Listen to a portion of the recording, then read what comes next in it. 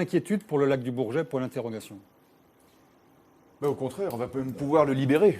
Parce qu'aujourd'hui, ce lac, en fait, est contourné par une ligne obsolète, dangereuse, sur 12 km, la plupart du temps en retard.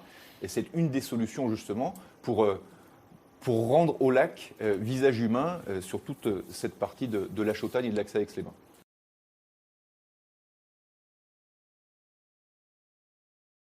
Diminuer le nombre de camions dans la Maurienne et dans la vallée de l'Arve. C'est ça. Qu'avez-vous fait? Qu'avez-vous fait pour diminuer ce nombre de camions?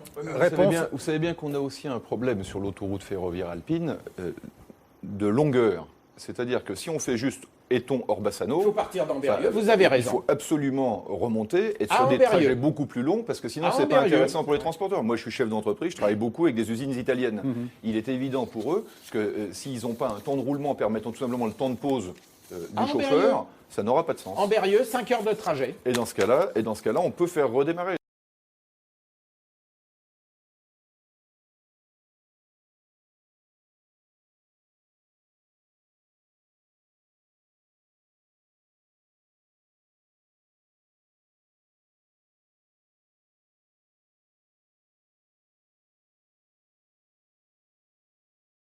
D'amélioration et pendant un bon nombre d'années, c'est par cet itinéraire-là que s'écoulera le trafic.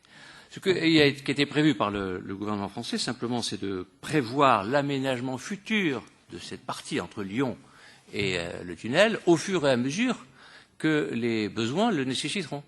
Le projet a été fait, il a été étudié, il a été évalué, il a même été déclaré d'utilité publique.